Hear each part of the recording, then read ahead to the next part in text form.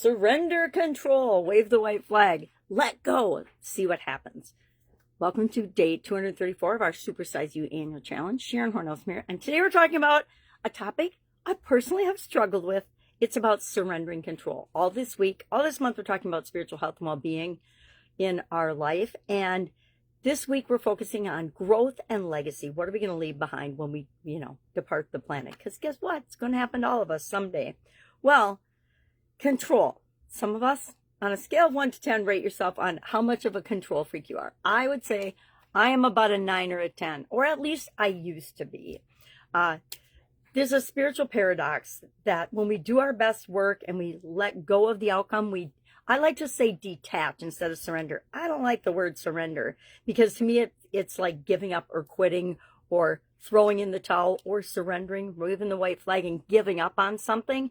And I tend to not give up on hardly anything. I don't give up on relationships. I don't give up on businesses. I just figure it out and problem solve. I don't give up on challenges and problems because I know that there's always a solution.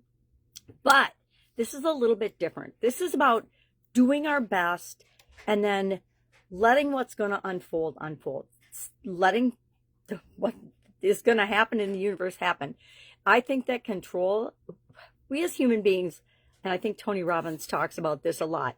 We want control, but we also want variety in circumstance. So we want to know what's expected, but on the flip side of that, we also want to be surprised and delighted sometimes.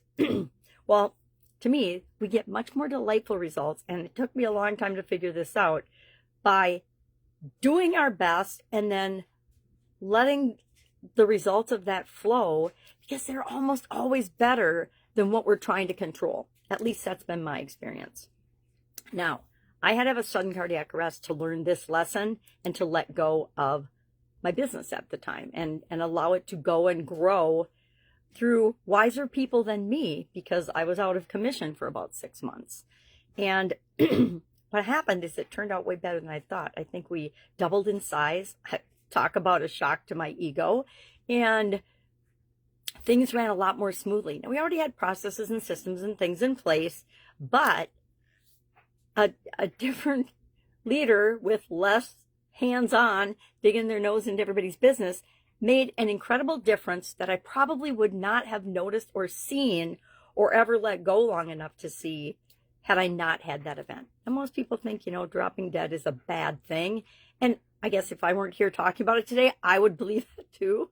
And everybody in my family would believe that too. But it taught me so many things, and it let me give myself permission to let go of the reins on things and explore things that I'd always been interested in and wanted to know more about, but never had the time or the energy to look into.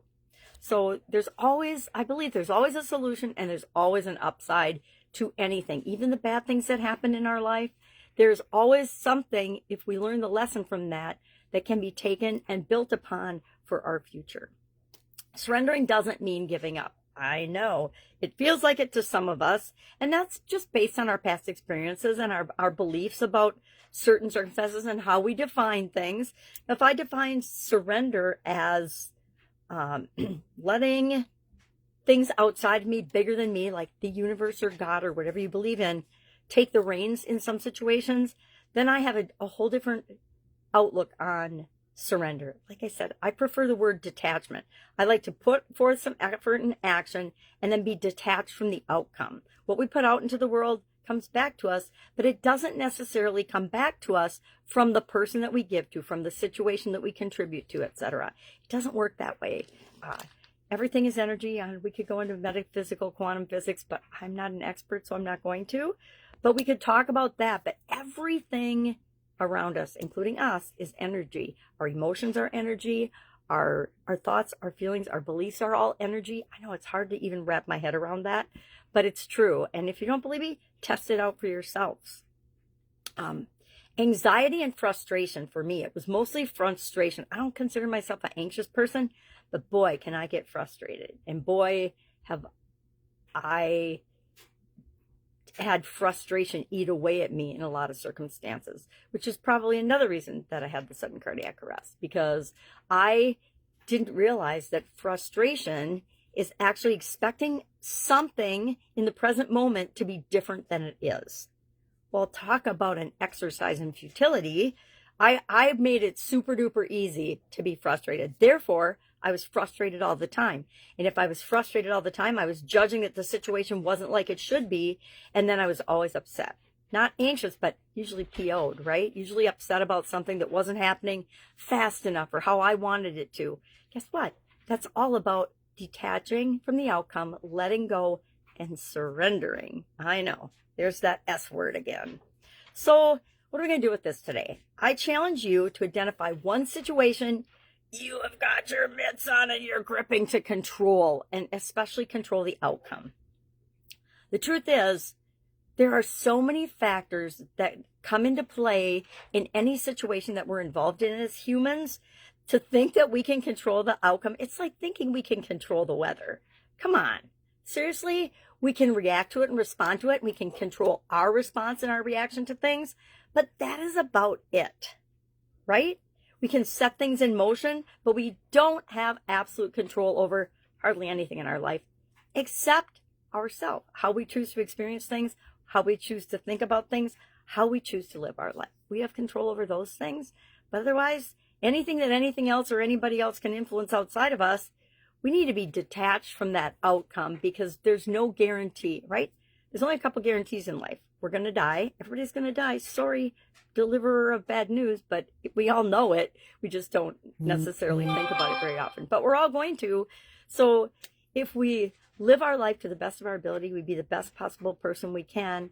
That's about what we can expect. And how will that impact other people? What kind of a legacy will that lead to?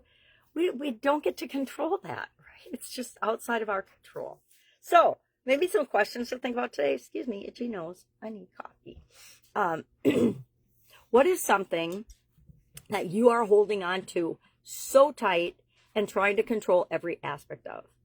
What would happen if you let go of that? What would happen if you said, hey, I've done my best. Now I'm just going to let this go. I'm going to detach myself from the outcome, and I'm going to see what happens. Also think about, has there been a time in your life when you did that?